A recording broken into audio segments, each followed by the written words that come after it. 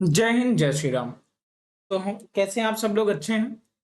आप सभी को गणेश चतुर्थी की हार्दिक शुभकामनाएं। आप सबके जीवन में खूब तरक्की करते रहें, खूब आगे बढ़ते रहें। ठीक है, चलिए हम लोग की ये सीरीज चल रही है एनसीईआरटी की, जो हमने आपसे वादा किया है प्रतिदिन रात 8 बजे आपको ये वीडियोस मिल जाएंगी, जो कि पॉलिटी की पूरी सीरीज चल रही है क्लास 6 से लेके क्लास 12 तक की। आज हमारे क्लास 9 का ये 4th चैप्टर है। इसके पहले first, second, third, fourth, third chapter आपके प्लेलिस्ट में डला हुआ, वहां जाके आप देख सकते हैं। आज हम पढ़ेंगे वर्किंग ऑफ इंस्टीट्यूशन, यानी संस्थाओं का काम काज। वर्किंग ऑफ इंस्टीट्यूशन यानी संस्थाओं का काम काज। परिचय नॉर्मल आपको बता दूं कि ये लोकतंत्र का मतलब लोगों द्वारा अपने शासकों का चुनाव करना भर नहीं है। लोकतांत्रिक व्यवस्था में शासकों को भी कुछ कायदे कानून को मानना होता है। उन्हें भी संस्थाओं के साथ और संस्थाओं के भीतर ही रहकर काम करना होता है। यह अध्याय लोकतंत्र में संस्थाओं के कामकाज से संबंधित है। हम इसमें समझेंगे कि समझने का प्रयास करेंगे कि हमारे देश में किस तरह से महत्वपूर्ण फैसले करके उन्हें लागू किया जाता है। हम यह भी देखेंगे कि इन फैसलों से संबंधित विवादों को किस तरह सुलझाया जाता है। इस अध्याय में हम इन फैसलों में महत्वपूर्ण भूमिका निभाने वाली 3 संस्थाओं, विधायिका, कार्यपालिका और न्यायपालिका, जैसे कि आपको पता है लेजिस्लेचर, एग्जीक्यूटिव और जुडिशरी, ये हमारे ऑर्गेन ऑफ कौन होते हैं? Organ of government. गवर्नमेंट के ये अंग होते हैं। ठीक है, ऑर्गेन ऑफ गवर्नमेंट कोई बोले तो 3 होते हैं, यही 3 अंग होते हैं आपके। कौन?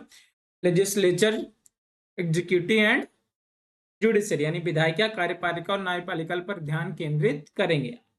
आप पहले की कक्षाओं में इन संस्थाओं के बारे में जानकारी हासिल कर चुके होंगे। हम यहाँ उनके संक्षिप्त वर्णन करके कुछ महत्वपूर्ण सवालों पर ध्यान देंगे। ठीक है, इस तरह से हम आपको बताएंगे। चलिए स्टार्ट करते हैं बिना किसी देरी के साथ।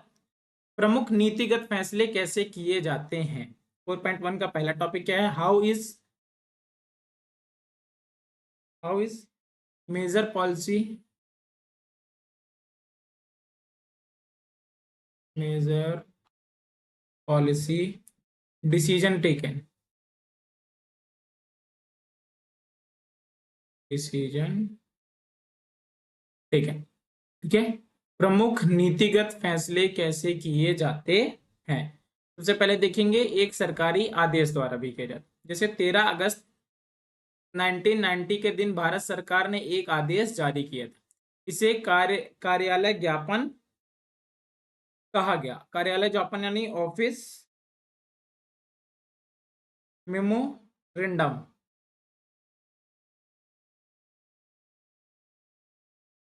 ऑफिस मेमोरेंडम कहा गया। सभी सरकारी आदेशों की तरह इस ज्ञापन पर भी एक संख्या थी। यह आदेश उसी संख्या से जाना जाता है। जैसे ओएमए नंबर दिया रहेगा आपका, ओएम नंबर्स। ठीक है, 36012 करके ये 90। कार्मिक जन शिकायत और पेंशन मंत्रालय के कार्मिक एवं प्रशिक्षण विभाग के एक संयुक्त सचिव ने इसे आदेश पर दस्तखत किए थे। कौन किया था? आपका joint secretary and officer of department of personal and training in the minister of personal. ठीक है, यह छोटा सा आदेश मुश्किल से 1 पन्ने का था। अगर आप इसे देखेंगे तो यह एक वैसा ही आम सर्कुलर या नोटिस लगेगा जैसे आपने स्कूल में देखे होंगे। सरकार हर रोज विभिन्न मसलों पर सैकड़ों आदेश जारी करती है, लेकिन यह आदेश बहुत महत्वपूर्ण था और कई सालों तक विवाद का कारण बना रहा। आइए देखें कि यह निर्णय किस तरह लिया गया और इसके बाद क्या हुआ। इस सरकारी आदेश में एक प्रभु नीतिगत फैसले की घोषणा की गई थी। इसमें कहा गया था कि भारत सरकार के सरकारी पदों और सेवाओं में 27% रिक्तियां सामाजिक एवं शैक्षिक दृष्टि से पिछड़े वर्ग यानी एसबीसी किसको दी जाएगी? आपकी एसबीसी के लिए आरक्षित होगी। पिछड़े वर्गों यानी ओबीसी। ठीक है, ना कि एसबीसी। ठीक, इनके लिए क्या होगी? आपकी आरक्षित होगी।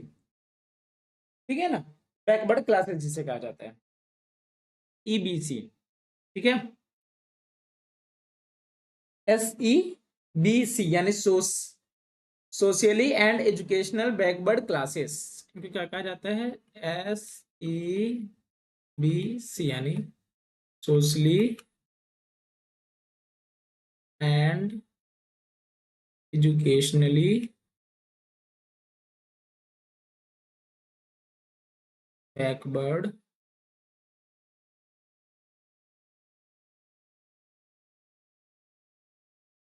क्लासेस, ठीक है, होंगी, ठीक है, मतलब रिजर्वेशन दी जाएगी। अब तक जिन जाति समूहों को सरकार पिछड़ा मानती थी उन्हीं एक का नाम SEBC यानी socially and educationally backward classes है।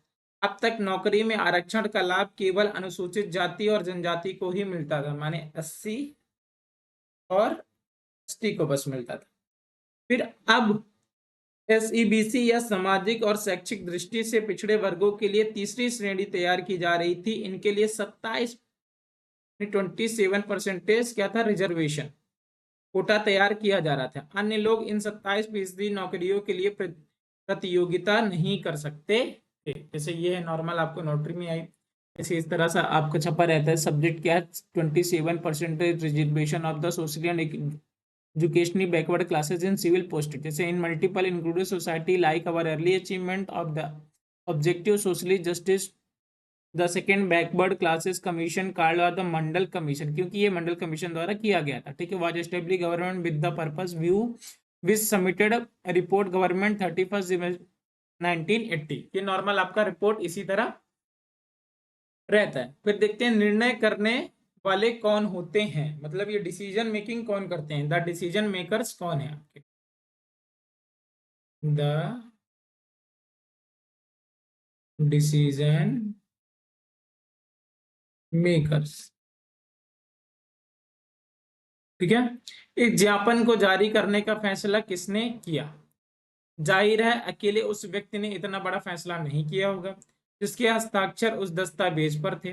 वह अपने मंत्री द्वारा दिए गए निर्देशों को लागू करने वाला अधिकारी था।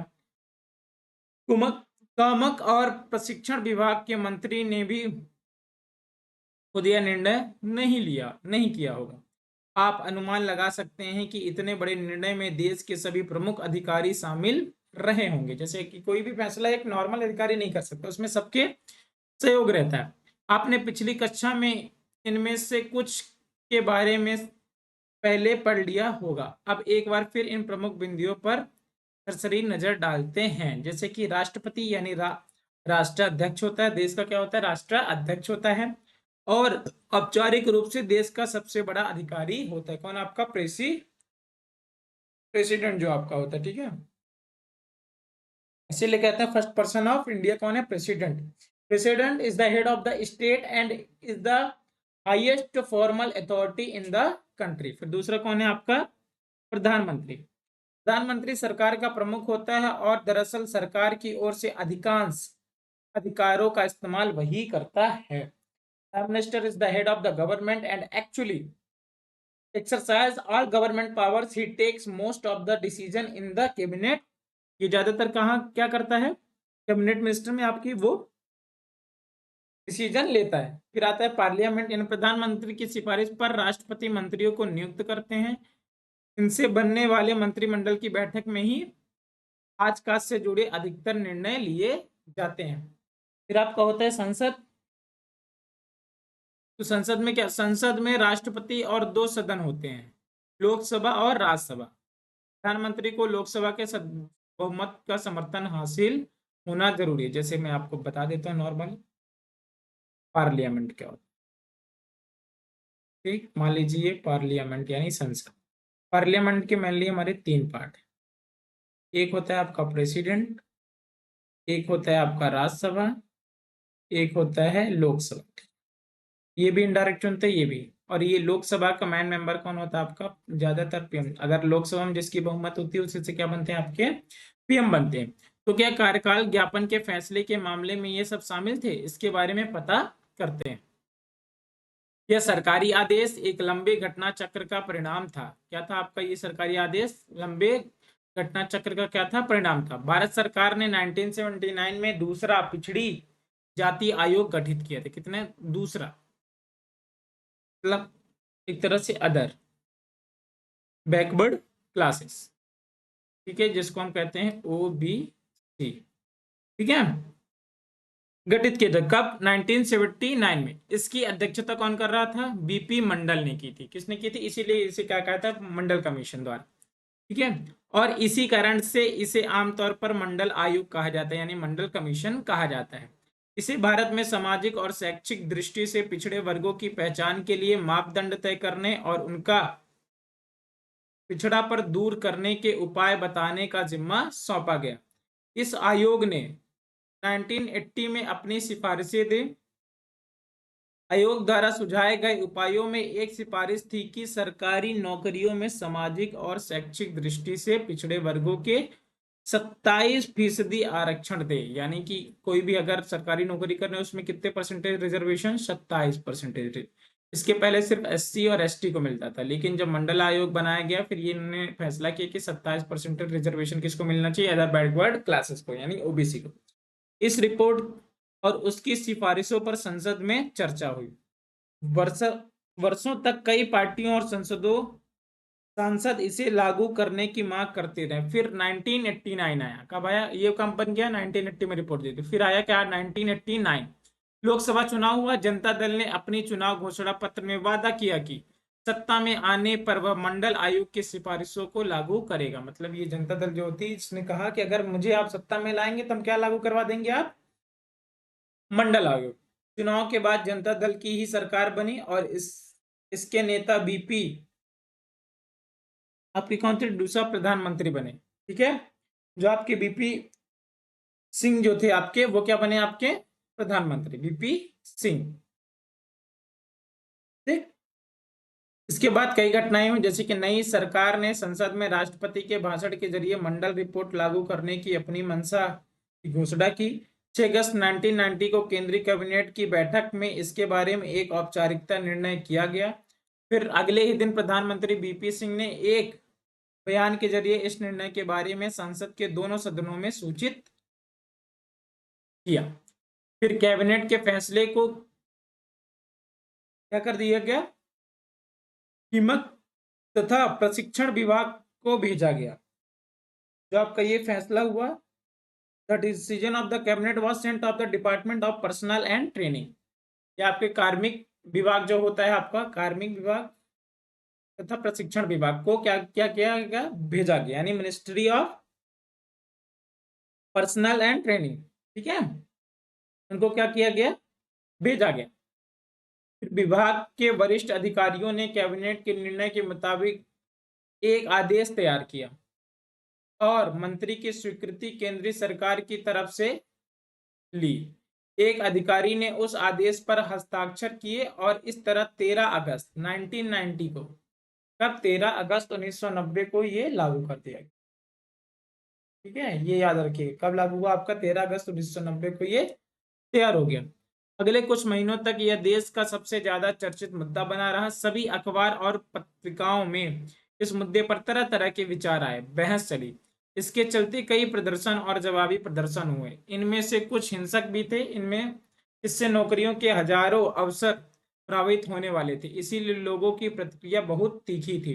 कुछ लोगों का मानना था कि भारत में विभिन्न जातियों के बीच असमानता के कारण ही नौकरियां आरक्षण जरूरी, यानी रिजर्वेशन, आरक्षण मतलब रिजर्वेशन, ये याद रखना। उनका मानना था कि इससे उन लोगों को बराबरी पर आने का मौका मिलेगा जिनको सरकारी नौकरियों में अभी तक उचित प्रतिनिधित्व नहीं मिला है, ठीक।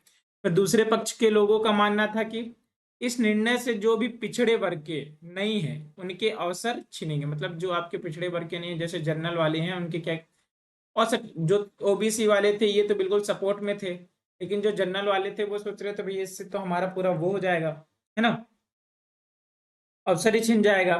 फिर अधिक योग्यता होने पर भी उनको नौकरियां नहीं मिलेगी। कुछ लोगों का मानना था कि इससे जातिवाद बढ़ेगा, जिससे देश की प्रगति और एकता पर असर पड़ेगा। यह निर्णय अच्छा था या नहीं, इस अध्याय में हम इससे बारे में बात नहीं करेंगे। हम इसे उदाहरण को यहाँ सिर्फ यह समझ जाने के लिए बता रहे हैं कि देश में प्रमुख निर्णय कैसे लिए जाते हैं और उन्हें कैसे लागू किया जाता है। फिर इस विवाद का निपटारा किसने किया? आप जानते हैं कि सरकारी निर्णय से उठने वाले विवादों का निपटारा कौन करता है? सर्वोच्च न्यायालय, यानी क्या होता है आपका? Supreme court. सुप्रीम कोर्ट हमारे देश में कहाँ है? दिल्ली में। ठीक है, पूरे देश की ये कोर्ट, ठीक है, आपके कहाँ है? दिल्ली में। और हर एक स्टेट की भी अपनी कोर्ट होती है, जैसे उसे कहते हैं हाई कोर्ट। जैसे हमारे मध्य प्रदेश का हाई कोर्ट कहाँ है आपका? जेबीपी यानी जबलपुर। विवादों का निपटारा सर्वोच्च न्यायालय और उच्च न्यायालय करते हैं। इस आदेश के विरोधी कुछ लोगों और संस्थाओं ने अदालतों में कई मुकदमे दायर किए। उन्होंने अदालत से इन आदेश को अवैध घोषित करके लागू होने से रोकने की अपील की। भारत के सर्वोच्च न्यायालय ने इन सभी मुकदमों को एक साथ जोड़ दिया। इन मुकदमों को इंदिरा साहनी एवं अन्य बनाम भारत सरकार मामला कहा गया। क्या कहा गया? इंदिरा साहनी और एवं अन्य बनाम भारत सरकार मामला कहा गया। ठीक है, सर्वोच्च न्यायालय ने 11 सबसे वरिष्ठ न्यायाधीशों ने दोनों पक्षों की दलीलें सुनी। जो आपकी इंदिरा साहनी केस था आपकी, ठीक है, उन्होंने अदालत में इस अवैध घोषित करके लागू कर दिया, रोकने की अपील की। भारत के सर्वोच्च न्यायालय ने इस सभी मुकदमों को एक साथ जोड़ दिया। इस मुकदमे की क्या कहा गया? Indira Sahni versus India government. फिर उन्होंने 1992 में बहुमत से फैसला किया। भारत सरकार का यह आदेश अवैध नहीं है, लेकिन सर्वोच्च न्यायालय ने सरकार से उसके मूल आदेश में कुछ संशोधन करने को कहा। उससे कहा कि पिछड़े वर्ग के अच्छी स्थिति वाले लोगों को आरक्षण का लाभ नहीं मिलना चाहिए। उसी के मुताबिक 8 सितंबर 1993 को कार्मिक एवं प्रशिक्षण मंत्रालय ने, यानी ministry of personal and training ने एक और आदेश जारी किया। यह विवाद सुलझ गया और तभी से इसे नीति पर अमल किया गया, जिसमें क्रीमी लेयर और नॉन क्रीमी लेयर आने लगे। ठीक है, फिर देखते हैं राजनीतिक संस्थाओं की आवश्यकता क्या होती है आपकी। Need for the political institution क्या है?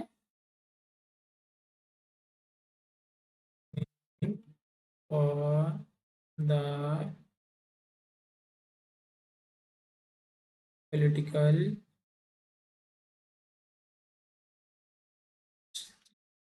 इंस्टीट्यूशन, ठीक है, राजनीतिक संस्थाओं की आवश्यकता। हमने एक उदाहरण देखा कि सरकार कैसे काम करती है। किसी देश को चलाने में इसी तरह की कई गतिविधियां शामिल होती है।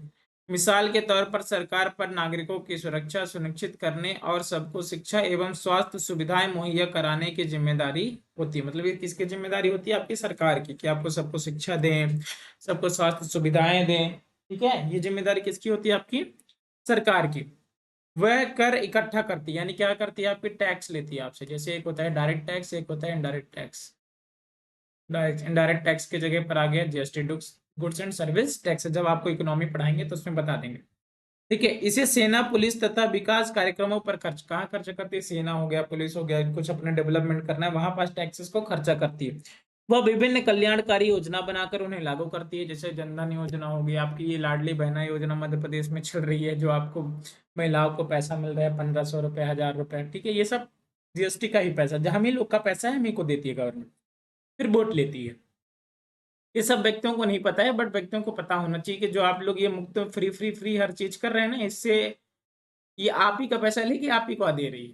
ज्यादा उतावले ना बनिए कि ये गवर्नमेंट हमें फ्री दे रही है, वो दे रही है। ठीक है, कुछ व्यक्तियों को इन गतिविधियों को चलाने के लिए फैसला करना होता है। लोगों को इन्हें लागू करना होता है। अगर इन फैसलों या फिर लागू करने में कोई विवाद उठता है तो यह तय करने वाला भी कोई होना चाहिए कि क्या सही है और क्या गलत। सबके लिए जानना भी जरूरी है कि कौन किस काम को करने के लिए जिम्मेदार है।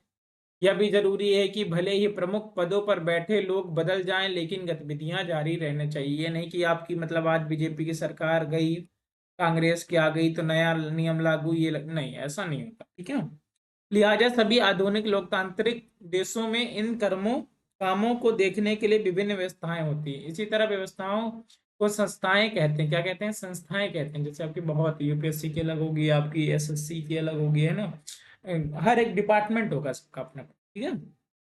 कोई भी लोकतंत्र तभी ठीक से काम करता है जब ये संस्थाएं अपने काम को अच्छी, जब ये डिपार्टमेंट अपने काम को बहुत अच्छी तरह से करते हैं, तभी आपकी कोई ना कोई वो करते हैं, ठीक है। अच्छा देश प्रगति करता है, फिर तरह करती है। किसी भी देश में संविधान में प्रत्येक संस्था के अधिकारों और कार्यों के बारे में बुनियादी नियमों का वर्णन होता है। दिए गए उदाहरण में से इसे हम विभिन्न संस्थाओं को काम करते देख सकते हैं, ठीक है। जैसे कि क्या है, द प्रधानमंत्री और कैबिनेट ऐसी संस्थाएं हैं जो सभी महत्वपूर्ण नीतिगत फैसले करते हैं। यानी the prime minister and the cabinet are the institution that takes the important policy. मतलब जितने भी आप पीएम होंगे और आपके कैबिनेट मिनिस्टर्स होंगे, गृह मंत्री हो गए, है ना, शिक्षा मंत्री हो गए, सेना के मंत्री, डिफेंस मिनिस्टर हो गए, ये सब क्या होते हैं? यही सब मिलके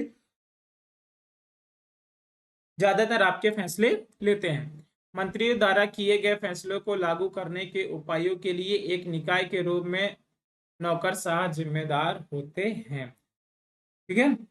फिर सर्वोच्च न्यायालय वह संस्था है जहां नागरिक और सरकार के बीच विवाद अंततः सुलझाए जाते हैं।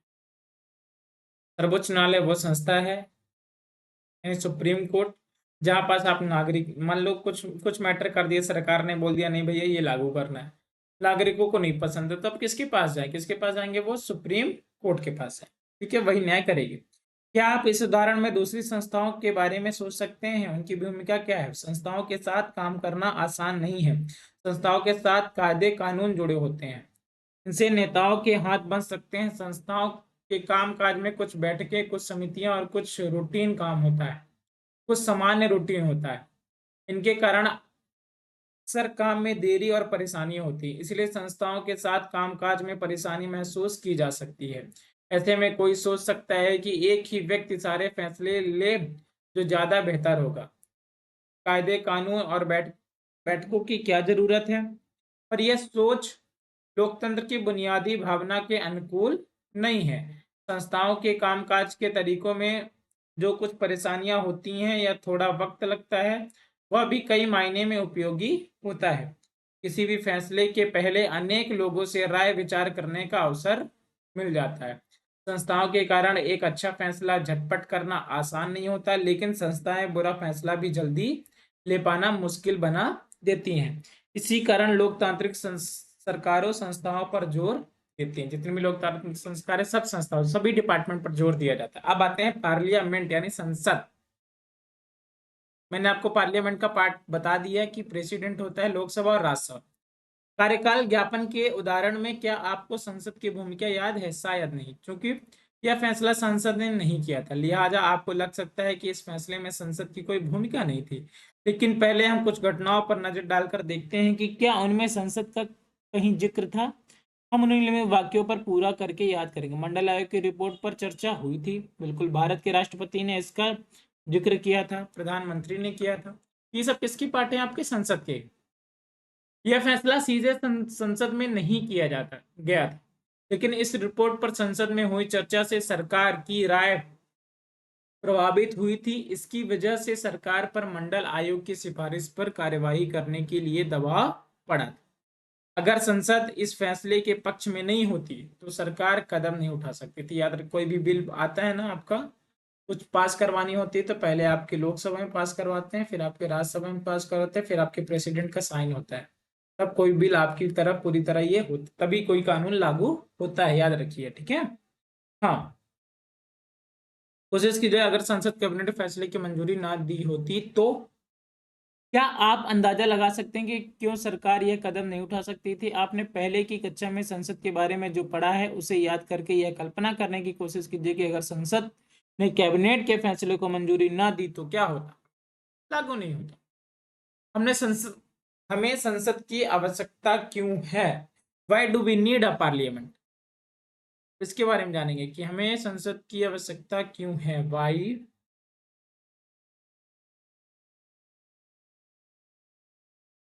We need parliament. हमें संसद की आवश्यकता क्यों है? हर लोकतंत्र में निर्वाचित उन प्रतिनिधियों की सभा जनता की ओर से सर्वोच्च राजनीतिक अधिकार का प्रयोग करती है। भारत में निर्वाचित प्रतिनिधियों की राष्ट्रीय सभा को संसद कहा जाता है। क्या कहा जाता है? राष्ट्रीय, भारत की निर्वाचित प्रतिनिधियों की राष्ट्रीय सभा। याद रखिएगा, एक होता है निर्वाचित, एक होता है निर्वाचित। डायरेक्ट ये पूछा जाता है कि संसद किसे कहा जाता है, यानी किसे कहा जाता है? जो भारत के निर्वाचित होते हैं। क्या? In all democracy, an assembly of the elected representative exercise supreme political authority on behalf of the people. In India, such a national assembly of elected representative is called parliament. Direct ये parliament की परिभाषा है आपकी। भारत में निर्वाचित प्रतिनिधियों की राष्ट्रीय सभा को ही क्या कहा जाता है? सांसद कहा जाता है, यानी elected representative is known as the parliament. राज्य स्तर पर इसे विधानसभा कहते हैं। राज्य स्तर में क्या क्या? लेजिस्लेटिव असेंबली, ठीक है, लेजिस्लेटिव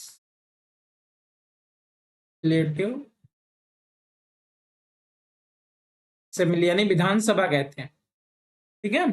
और अलग अलग देशों में इनके अलग अलग नाम हो सकते हैं, पर हर लोकतंत्र में निर्वाचित प्रतिनिधियों की सभा होती है, ये गारंटी।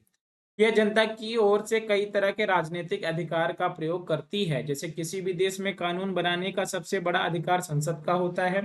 कानून बनाने या विधि निर्माण का यह काम इतना महत्वपूर्ण होता है कि इन सेवाओं को विधायिका कहते हैं। क्या कहते हैं? इसी को क्या क्या क्या कहा जाता है? लेजिस्लेचर।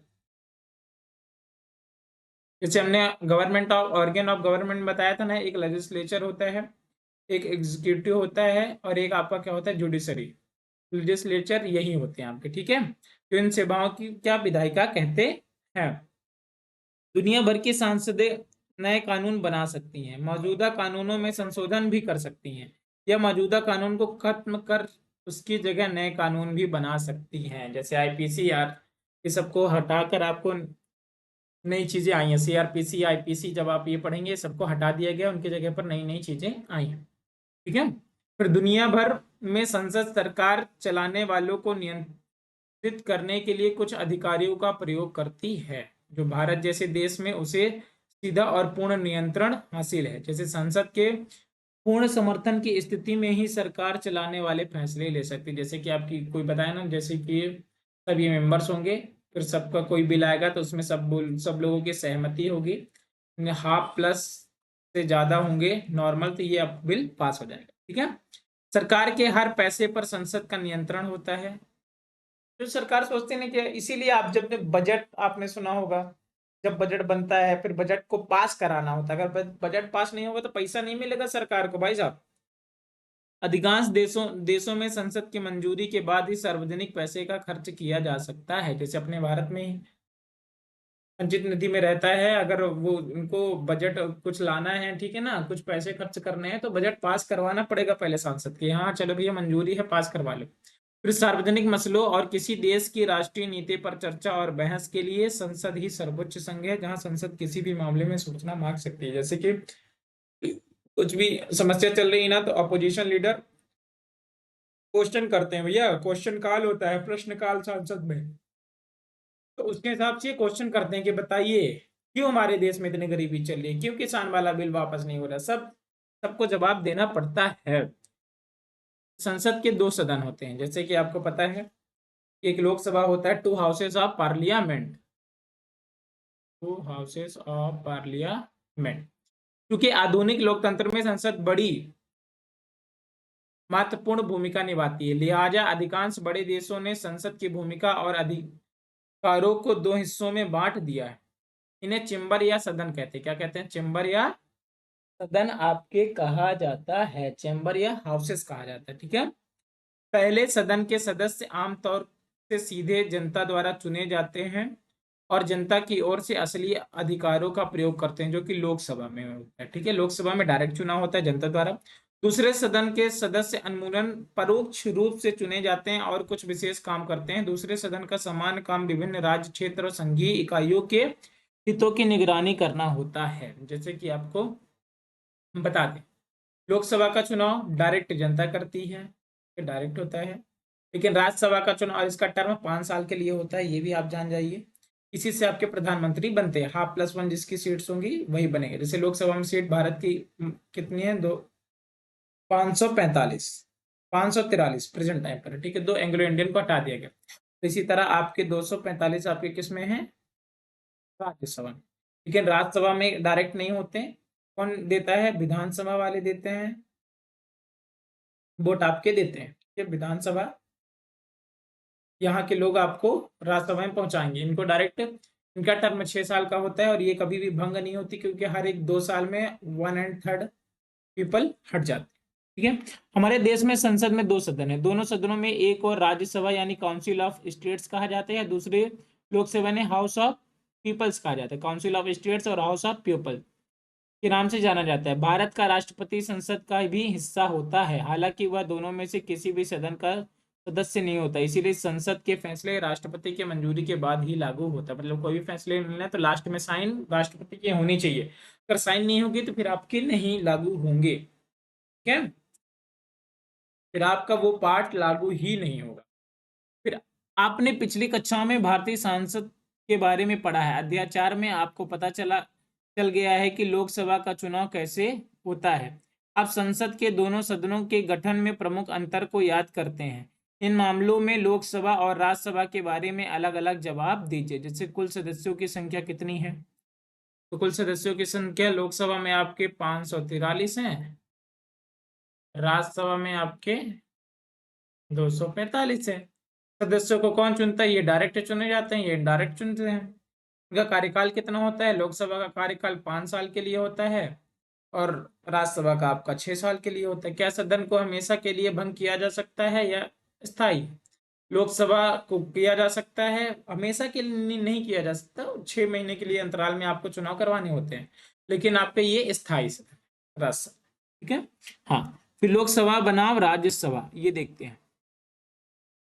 दोनों सदनों में से अधिक प्रभावशाली कौन है। राज्यसभा को कभी कभी अपर हाउस कहा जाता है, राज्यसभा को, ठीक है, क्या कहा, अपर, और लोअर हाउस लोकसभा का। इसका यह मतलब नहीं है कि राज्यसभा लोकसभा से ज्यादा प्रभावशाली होती है। यह महज बोलचाल की पुरानी शैली और हमारे संविधान में यह भाषा इस्तेमाल नहीं की गई है। हमारे संविधान में राज्यों से संबंध में राज्यसभा को कुछ विशेष अधिकार दिए गए हैं, लेकिन अधिकतर मामलों में सर्वोच्च अधिकार लोकसभा के पास ही है। जैसे किसी भी सामान्य कानून को पारित करने के लिए दोनों सदनों की जरूरत होती है, याद रखिएगा, दोनों सदनों से पास होता है बिल, लोकसभा और राज्यसभा दोनों से। लेकिन अगर दोनों सदनों के बीच कोई मतभेद हो तो अंतिम फैसला दोनों संयुक्त अधिवेशन से किया जाता है। इनमें दोनों सदनों के सदस्य एक साथ बैठते हैं। सदस्यों की संख्या अधिक होने के कारण इस तरह की बैठक में लोकसभा के विचार को प्राथमिकता मिलने की संभावना, क्योंकि लोकसभा में ज्यादा सदस्य है ना भाई साहब, 543 में से जिसकी बहुमत होगी वो नहीं दूंगे तो भी ये आराम से ले जाएंगे। फिर लोकसभा पैसे के मामले में अधिक अधिकारों का प्रयोग करती है। लोकसभा में सरकार का बजट या पैसे से संबंधित कोई कानून पारित हो जाए तो राज्यसभा उसे खारिज नहीं कर सकती। बड़ी बहुत बड़ा पॉइंट ये दे दिया। मतलब लोकसभा में अगर कोई पैसे के मामले में कुछ भी बजट या फिर पैसे संबंधित कोई कानून पारित हो जाए तो उसे राज्यसभा नहीं मना कर सॉरी कर सकती, ठीक है। राज्यसभा उसे पारित करने में केवल 14 दिनों की देरी कर सकती है, मात्र 14 दिन बाद उसको पारित करना ही होगा, या उसमें संशोधन सुझाव दे सकती है, लेकिन खारिज नहीं। यह लोकसभा का अधिकार है और वह उन सुझावों को माने या न माने, ये भी है। सुझाव तो देगी राज्यसभा, लेकिन राज्यसभा के आप मानिए ना मानिए कोई टेंशन नहीं को, ठीक है। तो सबसे बड़ा पॉइंट अभी तक में इसमें यही है। डायरेक्ट ये क्वेश्चन पूछा जाता है कि बताइए लोकसभा में जो पैसे के मामले में होंगी तो उसमें राज्यसभा क्या दखल अंदाजी कर सकती है, जी नहीं, वो खारिज तो कर नहीं सकती। अगर वो खारिज करना 14 दिन का उसको टाइम ले, सुझाव दे, लेकिन सुझाव लोकसभा लेगी कि नहीं ले वो उसके ऊपर डिपेंड है, ठीक है। मतलब आप तो दे रहे हैं बट हम ले ना ले ये हमारा फैसला, नहाऊं ना नहाऊं मेरी मर्जी। सबसे बड़ी बात तो यह है कि लोकसभा मंत्री परिषद को नियंत्रित करती है, याद रखिएगा। लोकसभा किसको नियंत्रित करती है, काउंसिल ऑफ मिनिस्टर को। सिर्फ वही व्यक्ति प्रधानमंत्री बन सकता है जिसे लोकसभा में बहुमत हासिल हो, ये याद रखिए। प्रधानमंत्री बनने के लिए आपको लोकसभा में बहुमत लानी पड़ेगी, तभी आप बन सकते हैं। हाँ, व्यक्ति राज्यसभा का हो सकता है लेकिन पार्टी उसको चाहे तब तो, हाँ, अगर आधे से अधिक लोकसभा सदस्य ये कह दें कि उन्हें मंत्रिपरिषद पर विश्वास नहीं है तो प्रधानमंत्री समेत सभी मंत्री पदों को पद छोड़ना पड़ेगा। राज्यसभा को यह अधिकार हासिल नहीं। और लोकसभा वाले कह दे ½ से इतनी बहुमत में हो जाए कि मुझे ये नहीं चाहिए प्रधानमंत्री, ये मंत्री, तो तभी तुरंत खारिज हो जाएगी, पूरी की पूरी खंडन हो जाएगा। चलिए, लोकसभा में एक दिन आप बिता के आते हैं। 14वीं लोकसभा के कार्यकाल में 7 दिसंबर 2004 को एक समान दिन था। आइए इस बात पर गौर करें कि इन सदन में इन दिन क्या हुआ। इस दिन की कार्यवाही के आधार पर संसद की भूमिका और अधिकारियों की पहचान करें। आप अपनी कक्षा में इस दिन की कार्यवाही का अभिनय कर सकते हैं। जैसे 11 बजे विभिन्न मंत्रियों ने सदस्य द्वारा पूछे गए करीब 250, इसे प्रश्नकाल कहा जाता है। क्या कहते हैं? प्रश्नकाल, क्वेश्चन आवर्स। 250 प्रश्नों से लिखित जवाब दिए। इन प्रश्नों में शामिल थे कश्मीर के आतंकवादी समूह से बातचीत के बारे में सरकारी नीति क्या है, पुलिस और आम लोगों द्वारा अनुसूचित जातियों के खिलाफ किए गए अत्याचारों का आंकड़ा बताएं, बड़ी कंपनियों द्वारा दवाएं अत्यधिक महंगी किए जाने वाले के बारे में सरकार क्या कर रही है, इसके बारे में बताइए, यानी प्रश्न का। फिर 12 बजे ढेर सारे सरकारी दस्तावेज चर्चा के लिए पेश किए गए। इस दस्तावेजों में शामिल थे जैसे भारत तिब्बत, फिर पेश होता है 12 बजे आपका भारत तिब्बत सीमा पर पुलिस बल की नियुक्ति के नियम, इंस्टीट्यूट ऑफ इंडियन आईआईटी के खड़गपुर की वार्षिक रिपोर्ट, राष्ट्रीय इस्पात निगम लिमिटेड विशाखापट्टनम की रिपोर्ट और लेखा जोखा। फिर 12:02 पर पूर्वोत्तर क्षेत्र के विकास मंत्री ने पूर्वोत्तर परिषद को पुनर्जीवित करने के बारे में बयान दिया। रेल राज्य मंत्री ने एक वक्तव्य देकर बताया कि स्वीकृत रेल बजट के अतिरिक्त रेलवे और दान की जरूरत है। मानव संसाधन विकास मंत्री अल्पसंख्यक शैक्षणिक संदर्भ विधेयक 2004 के राष्ट्रीय आयोग की घोषणा की, ये नॉर्मल। फिर 12:14 पर कई सदस्यों ने कुछ मुद्दों पर सवाल उठाए। फिर 2:26 सरकार द्वारा प्रस्तावित 2 विधेयकों पर विचार करके उन्हें पारित किया गया। फिर 4 बजे आखिरी में सरकार की विदेशी नीति और इराक की स्थायी के संदर्भ में स्वतंत्र विदेश नीति जारी रखने की जरूरत लंबी चढ़ी। फिर 7:17 चर्चा समाप्त हुई। साहब अगले दिन तक के लिए स्थगित। ठीक है, आपके सदन होता है अगले दिन के लिए स्थगित। फिर आपके आता है राजनीतिक कार्यपालिका। क्या देखेंगे हम? Political executive. अभी तक आपने क्या देखा? लेजिस्लेचर के बारे में, अब देखेंगे एग्जीक्यूटिव के बारे में।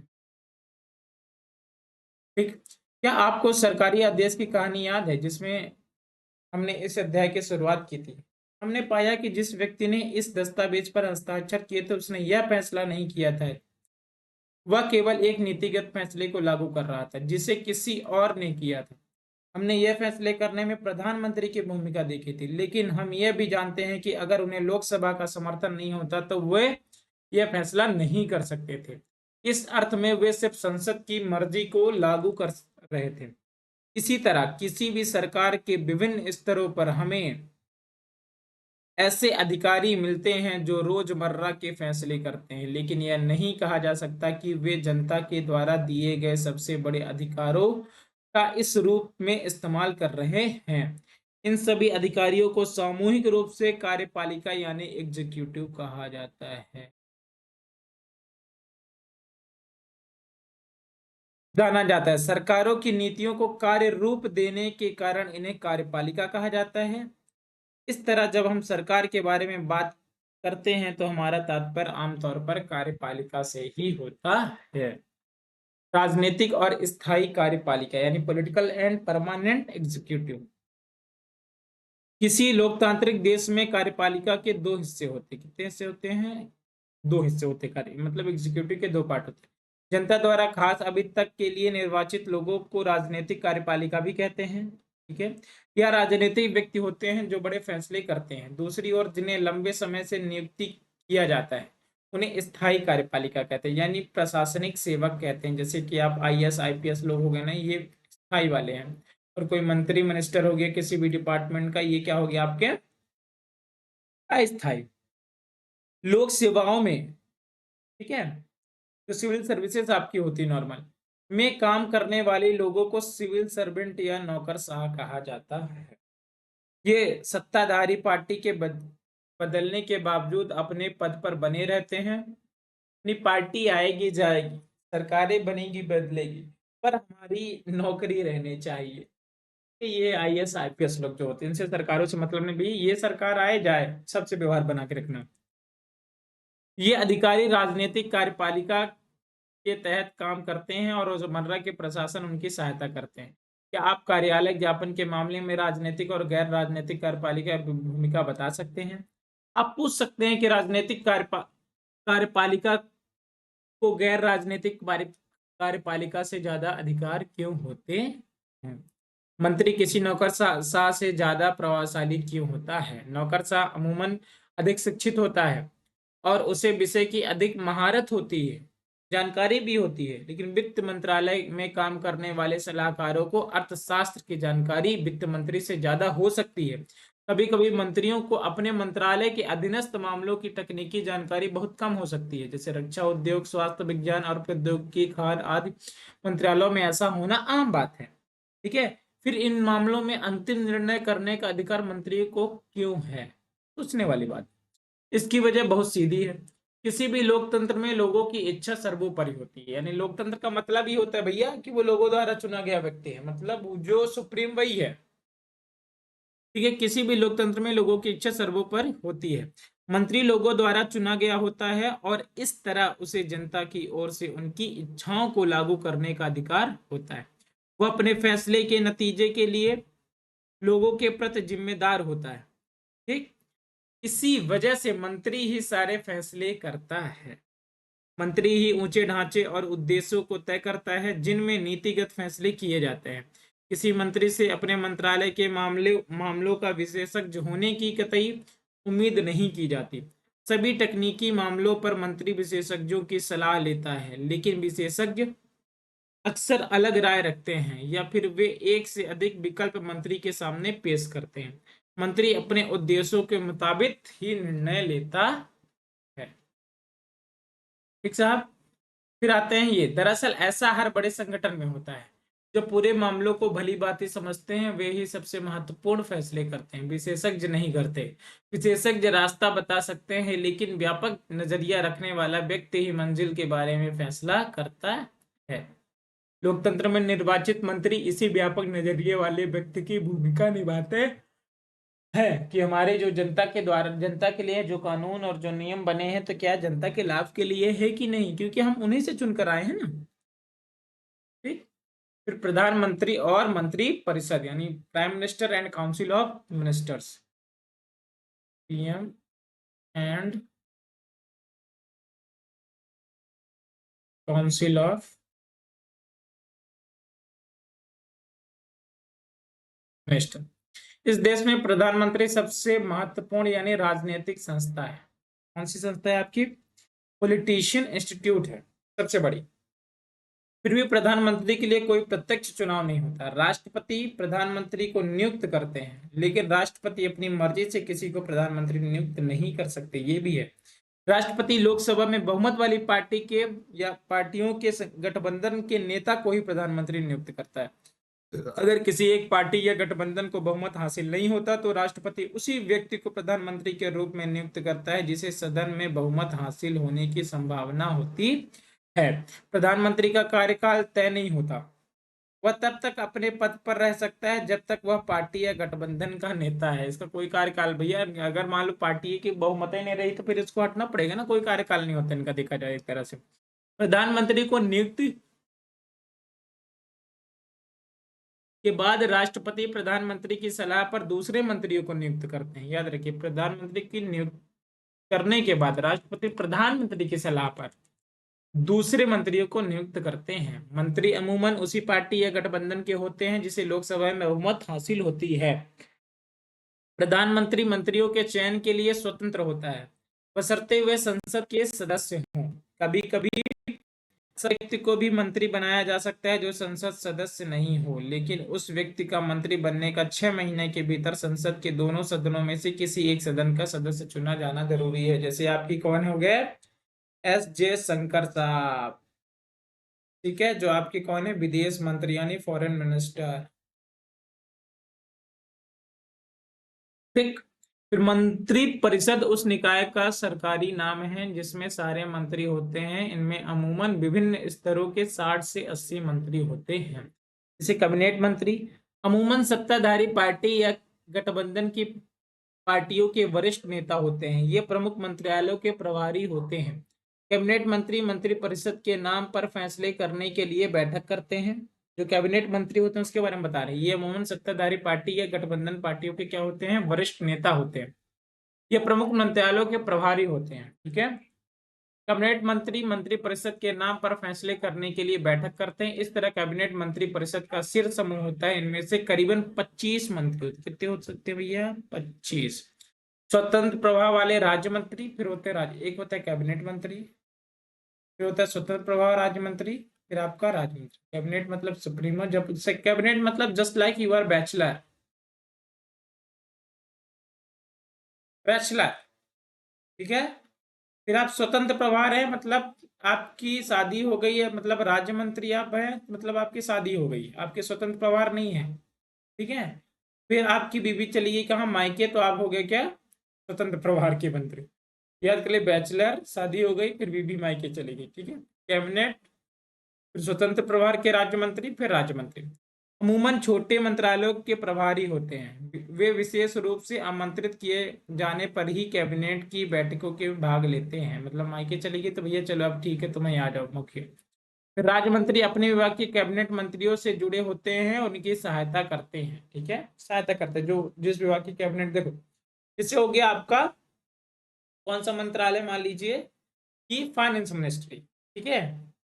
तो फाइनेंस मिनिस्ट्री के कौन होंगे? राज्य मंत्री होंगे। फिर जब राज्य मंत्री वो हो जाएंगे तो फिर स्वतंत्र प्रभार के भी होंगे आपकी। इस तरह से आपका होता है। नहीं है, लिहाजा फैसले कैबिनेट बैठकों में ही किए जाते हैं। इसी वजह से अधिकांश देशों में संसदीय लोकतंत्र को सरकार का कैबिनेट रूप भी कहा जाता है। ठीक है। कैबिनेट टीम के रूप में काम करती है। मंत्रियों की राय और विचार अलग हो सकते हैं, लेकिन सबको कैबिनेट के फैसले की जिम्मेदारी लेनी होती है। भले ही कोई कोई फैसला किसी दूसरे मंत्रालय या विभाग का हो, लेकिन कोई भी मंत्री सरकार के फैसले की खुलेआम आलोचना नहीं कर सकता। हर मंत्रालय में सचिव होते हैं जो नौकरशाह होते हैं। ठीक है। सचिव होते हैं हर मंत्रालय के, जैसे आपके फाइनेंस के सचिव होंगे, गृह मंत्रालय के सचिव होंगे, जो एक आईएएस ऑफिसर होते हैं ना, उसका सर्वोच्च पद आपके सचिव होते हैं। ये सचिव फैसला करने के लिए मंत्री को जरूरी सूचना मुहैया कराते हैं। टीम के रूप में कैबिनेट की मदद कैबिनेट सचिवालय करता है। उसमें कई वरिष्ठ नौकरशाह शामिल होते हैं जो विभिन्न मंत्रालयों के बीच समन्वय स्थापित करने की कोशिश करते हैं। फिर प्रधानमंत्री के अधिकार कौन कौन से हैं, चलिए ये जान लेते हैं अपन कि कौन कौन से उनके पास अधिकार हैं, कौन से उनके पास अधिकार नहीं है। Power of the prime ministers. Prime minister की क्या देखेंगे? पावर। पावर है भाई, पावर। संविधान में प्रधानमंत्री या मंत्रियों के अधिकारिया एक दूसरे से उनके संबंध के बारे में बहुत कुछ नहीं कहा गया है, लेकिन सरकार के प्रमुख के नाते प्रधानमंत्री के व्यापक अधिकार होते हैं, जैसे कि वह कैबिनेट की बैठकों की अध्यक्षता करता है, वो विभिन्न विभागों के कार्य का समन्वय भी करता है। विभागों के विवाद के मामले में उसका निर्णय अंतिम माना जाता है। वह विभिन्न विभागों की सामान्य निगरानी रखता है। सारे मंत्री उसी के नेतृत्व में काम करते हैं। प्रधानमंत्री मंत्रियों को काम करने का विवरण और पुनर्वितरण भी करता है। उसे किसी मंत्री को बर्खास्त करने का भी अधिकार होता है, यानी जब चाहे भैया तुम मिनिस्टर जी हो, तुम मेरे से ज्यादा पॉपुलर हो रहे, जैसे मोदी जी सोचे कि गडकरी साहब ज्यादा पॉपुलर हो रहे हैं, शिवराज मामा ज्यादा पॉपुलर, उनको कर चलो हटो, अब सिर्फ तुम क्या रहोगे? विधायक रहो। ये भी पावर होती है भाई साहब। ठीक है। छोड़ता है पूरी मंत्रालय इस्तीफा, इस तरह अधिकार होता है। जब प्रधानमंत्री अपना पद छोड़ता है तो पूरा मंत्री मंडल इस्तीफा दे देता है, याद रखिएगा। इस तरह अलग भारत की कैबिनेट सबसे अधिक प्रभावशाली संस्था है। जो कैबिनेट के भीतर सबसे प्रभावशाली व्यक्ति कौन होता है? आपका प्रधानमंत्री होता है। दुनिया के सभी संसदीय लोकतंत्रों में प्रधानमंत्री के अधिकार हाल के दशकों में इतने बढ़ गए हैं कि संसदीय लोकतंत्र को कभी कभी सरकार का प्रधानमंत्री रूप कहा जाता है। राजनीति में राजनेताओं, दलों, पार्टियों को भूमिका बढ़ने साथ प्रधानमंत्री पार्टी के जरिए कैबिनेट और संसद के नियंत्रित करने लगा है। मीडिया राजनीति और चुनाव को पार्टियों के वरिष्ठ नेताओं के बीच प्रतिस्पर्धा के रूप में पेश करके इसे रुझान में अपना योगदान करती है। भारत में भी हमने प्रधानमंत्री के पास ही सारे अधिकार सीमित करने की प्रवृत्ति देखी है। भारत के पहले प्रधानमंत्री जवाहरलाल नेहरू ने ढेर सारे अधिकारों का इस्तेमाल किया क्योंकि उनका जनता पर बहुत अधिक प्रभाव था। इंदिरा गांधी भी कैबिनेट के अपने सहयोगिता की तुलना में बहुत ज्यादा प्रभावशाली थी। जाहिर है कि किसी प्रधानमंत्री का अधिकार उस पद पर बैठे व्यक्ति के व्यक्तित्व पर निर्भर करता है, लेकिन हाल के वर्षों में भारत में गठबंधन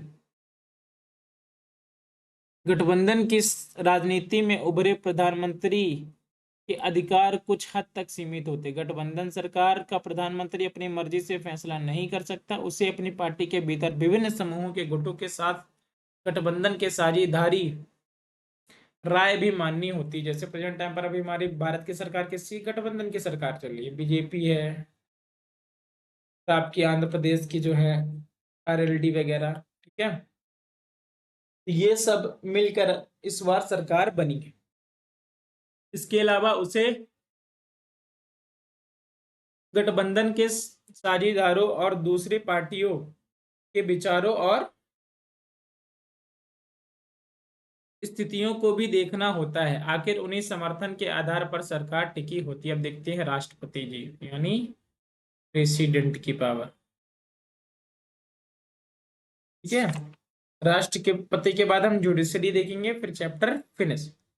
राष्ट्रपति एक और जहां प्रधानमंत्री सरकार का प्रमुख होता है, जैसे प्रेजेंट टाइम पर राष्ट्रपति कौन है, द्रौपदी मुर्मू जी। राष्ट्रपति राष्ट्राध्यक्ष होता है, ठीक है। राष्ट्रपति क्या होता है, राष्ट्र सरकार का वो प्रमुख प्रधानमंत्री होगा, लेकिन राष्ट्राध्यक्ष कौन होगा, राष्ट्रपति। हमारी राजनीतिक व्यवस्था में राष्ट्राध्यक्ष केवल नाम के अधिकारियों का प्रयोग करता है। भारत का राष्ट्रपति ब्रिटिश की महारानी की तरह होता है, जिसका काम अलंकारिक अधिक होता है, ठीक है। ये सिर्फ नाम मात्र के लिए होते हैं। राष्ट्रपति देश की सभी राजनीतिक संस्थाओं के काम की निगरानी करता है ताकि वे राज्य के उद्देश्यों को हासिल करने के लिए मिलजुल कर काम करें। राष्ट्रपति का चयन जनता द्वारा प्रत्यक्ष रूप से नहीं किया जाता, याद रखिएगा, जनता द्वारा नहीं। लोकसभा, राज्यसभा, आपकी विधानसभा इसमें वोटिंग करती है। संसद सदस्य और राज्य की विधानसभाओं के सदस्य उसे चुनते। कौन चुनता है, संसद सदस्य। जैसे कोई बोले कि राष्ट्रपति चुनाव में वोटिंग कौन डालता है, राज्यसभा, लोकसभा और विधानसभा, इनके जो मेंबर्स होते हैं ये वोटिंग करते हैं, ठीक है, होता है। राष्ट्रपति पद के प्रत्याशी को चुनाव जीतने के लिए बहुमत हासिल करना होता है। इससे यह तय हो जाता है कि राष्ट्रपति पूरे राष्ट्र का प्रतिनिधित्व करता है, लेकिन राष्ट्रपति उस तरह से प्रत्यक्ष जनादेश का दावा नहीं कर सकता जिस तरह से प्रधानमंत्री। इससे यह तय हो जाता है कि राष्ट्रपति कहने मात्र के लिए कार्यपालक की भूमिका निभाता है, ठीक है। जैसे अपने आपके परिवार में फूफा जी होंगे कोई,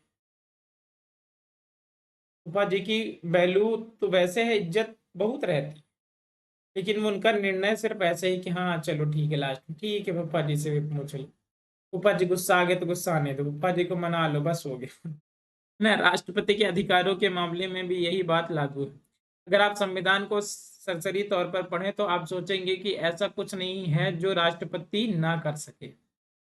सारी सरकारी गतिविधियां राष्ट्रपति के नाम पर ही होती हैं। सारे कानून और सरकार के प्रमुख नीतिगत फैसले उन्हीं के नाम से जारी होते हैं।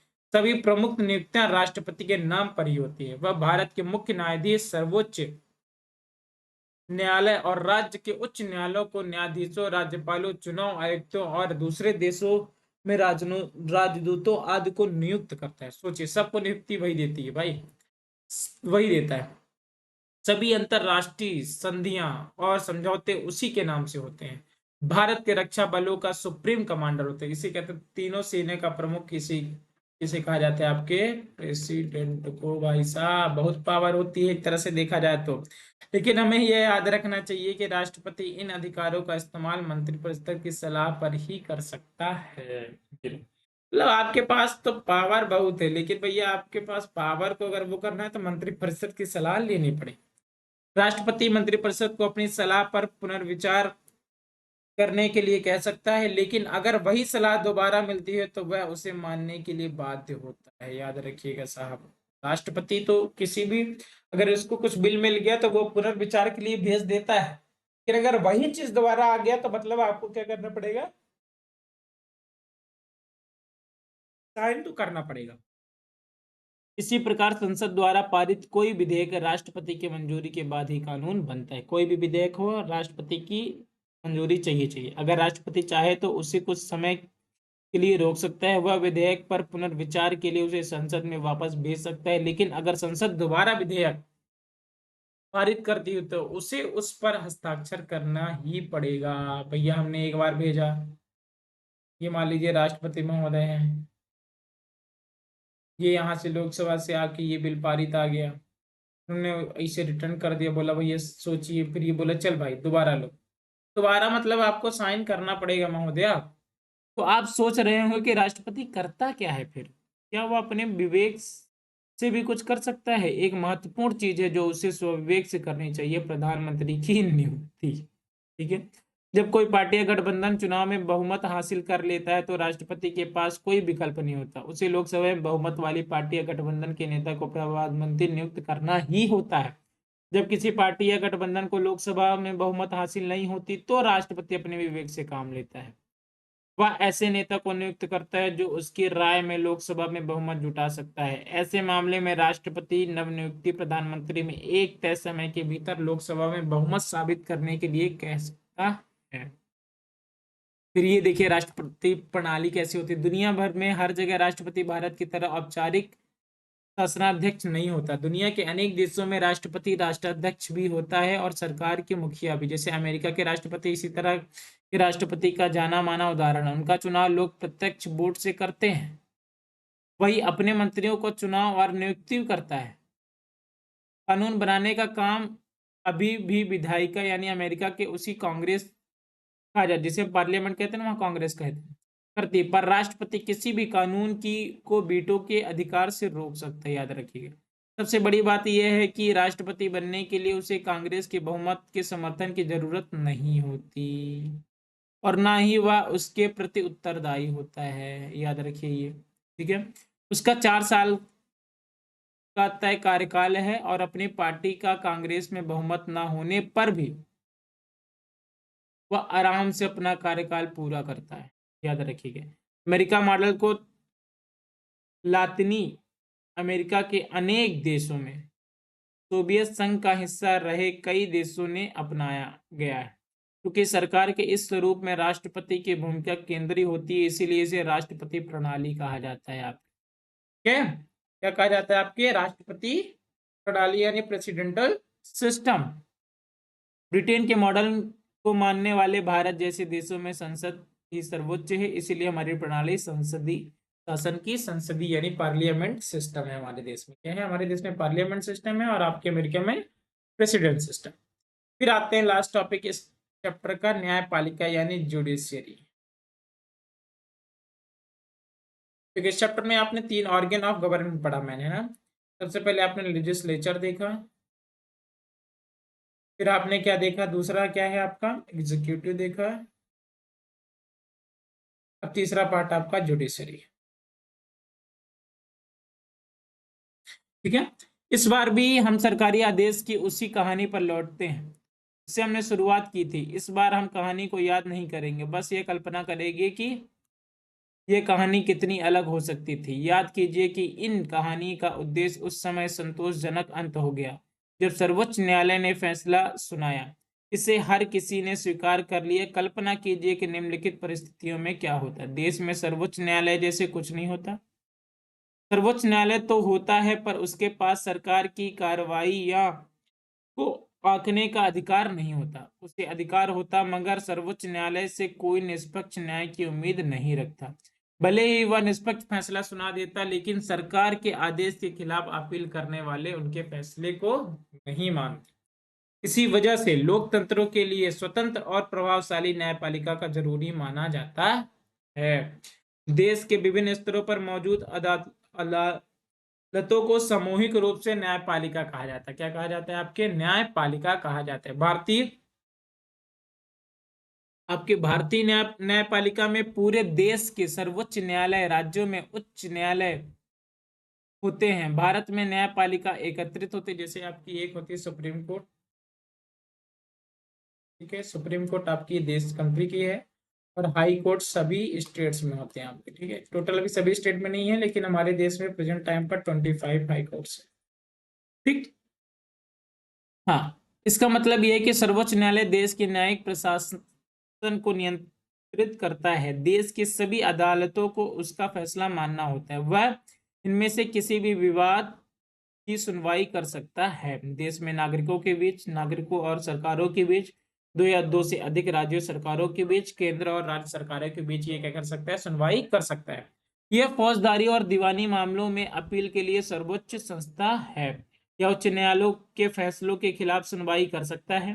न्यायपालिका की स्वतंत्रता का मतलब है कि वह विधायिका और कार्यपालिका के नियंत्रण में नहीं है। न्यायाधीश सरकार के निर्देश या सत्ताधारी पार्टी की मर्जी से मुताबिक काम नहीं करते। ये नहीं है कि आप बीजेपी के उसके होते हैं, जो आप बोल दिए तो वही नहीं, ऐसा काम नहीं होता। इसी वजह से सभी आधुनिक लोकतंत्रों में अदालतों विधायिका और कार्यपालिका के अधीन नहीं होती। भारत ने इस लक्ष्य को हासिल कर लिया है। राष्ट्रपति, सर्वोच्च न्यायालय और उच्च न्यायालयों के न्यायाधीशों को प्रधानमंत्री की सलाह पर और सर्वोच्च न्यायालय के मुख्य न्यायाधीश के मशविरे से नियुक्त करता है। व्यवहारिक तौर पर अब इस व्यवस्था में सर्वोच्च न्यायालय में वरिष्ठ न्यायालय न्यायाधीश और सर्वोच्च न्यायालय और उच्च न्यायालयों के नए न्यायाधीशों को चुनते हैं।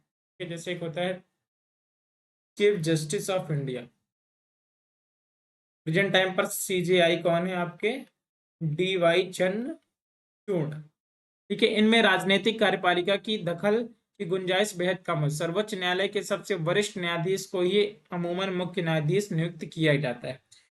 एक बार किसी व्यक्ति को सर्वोच्च न्यायालय को उच्च न्यायालय का न्यायाधीश नियुक्त करने के बाद उसे उसके पद से हटाना लगभग असंभव हो जाता है। उसे हटाना भारत सरकार के राष्ट्रपति को हटाने जितना ही मुश्किल है। किसी भी न्यायाधीश को संसद के दोनों सदनों से अलग अलग 2/3 बहुमत से अविश्वास प्रस्ताव पारित करके ही हटाया जा सकते हैं। 2/3 2/3 वोट्स, ठीक है, हटाया जा सकता है, ठीक है। भारतीय लोकतंत्र में ऐसा कभी नहीं हुआ, याद रखिएगा। भारत की न्यायपालिका दुनिया के सबसे अधिक प्रभावशाली न्यायपालिकाओं में से एक है। सर्वोच्च न्यायालय और उच्च न्यायालयों को देश के संविधान की व्याख्या का अधिकार है। अगर उन्हें लगता है कि विधायिका का कोई कानून या कार्यपालिका की कोई कार्यवाही संविधान के खिलाफ है, तो वे केंद्र और राज्य स्तर पर ऐसे कानून या कार्यवाही को अमान्य घोषित कर सकते हैं। इसी तरह जब उनके सामने किसी कानून या कार्यपालिका की कार्यवाही को चुनौती मिलती है, तो वे उसकी संवैधानिक वैधता तय करते हैं। इसे न्यायिक समीक्षा के रूप में जाना जाता है। भारत के सर्वोच्च न्यायालय ने यह भी फैसला दिया है कि संसद संविधान के मूलभूत सिद्धांतों को बदल नहीं सकती। भारतीय न्यायपालिका के अधिकार और स्वतंत्रता उसे मौलिक अधिकारों के रक्षक के रूप में काम करने की क्षमता प्रदान करते हैं। हम नागरिकों के अधिकार वाले अध्याय में देखेंगे कि नागरिकों को संविधान से मिले अपने अधिकारों के उल्लंघन के मामले में इंसाफ पाने के लिए अदालतों में जाने का अधिकार है। हाल के वर्षों में अदालतों ने सार्वजनिक हित और मानवाधिकारों के संरक्षण के लिए विभिन्न फैसले और निर्देश दिए हैं। सरकार की कार्रवाइयों से जनहित को ठेस पहुंचने की स्थिति में कोई भी अदालत जा सकता है। उसे जनहित याचिका कहते हैं। क्या कहते हैं? जनहित याचिका। अदालतों सरकार के निर्णय करने की शक्ति को दुरुपयोग से रोकने के लिए हस्तक्षेप करती है। जो आपकी अदालत होती है ना, जो सरकार के आपके वो होते हैं, उसमें हस्तक्षेप करती है, जो शक्तियां दुरुपयोग करते हैं। वे सरकारी अधिकारी को भ्रष्ट आचरण से रोकती है। इसी वजह से लोगों के बीच न्यायपालिका को काफी विश्वास हासिल है। ठीक है साहब, इस तरह से आपका ये चैप्टर स्वाहा, आज हमने 4 चैप्टर कर लिया। 9th का पॉलिटी का एक चैप्टर और बचा है आपका, जो कि आपको कल रात 8 बजे मिल जाएगा। ये प्रतिदिन रात 8 बजे आपको पॉलिटी की क्लासेस 6 से लेके 12 तक की आपको अपलोड है, होती रही है। आप देख सकते हैं। 9th की हो गई, 6, 7, 8, 9, 10th, 11, 12, ठीक है। पूरी एनसीईआरटी रात 8 बजे। पॉलिटी रात 10 बजे स्टार्ट होने वाला है आपका अपना हिस्ट्री। फिर सुबह 2 क्लासेस आपकी ज्योग्राफी और इकोनॉमी जल्द से जल्द। जिसके बाद ये कंप्लीट होने के बाद आपको मैथ सीरीज सीसेट पूरी ऑल टोटल आपको इसी यूट्यूब चैनल में मिले। आप सब्सक्राइब कर रहे हैं, देख रहे हैं, मुझे ये लगता है कि कोई एक बंदा भी देख रहा है तो उसके लिए भी बहुत है। अगर मैं किसी एक बंदे के लिए भी अगर ये वीडियो बना के उसका सहयोग कर सकता हूँ तो मेरे लिए बहुत बड़ी बात है। ये आपका कर्तव्य है, आप लाइक करें, शेयर करें, सब्सक्राइब करें, जो मन हो करिए, नहीं मन हो ना करिए। ठीक है। जय हिंद, जय श्री राम, वंदे मातरम। सबसे जरूरी चीजें हैं, लोगों की मदद करते रहिए और खूब हंसते खेलते लाइफ को एंजॉय करते रहिए। जय श्री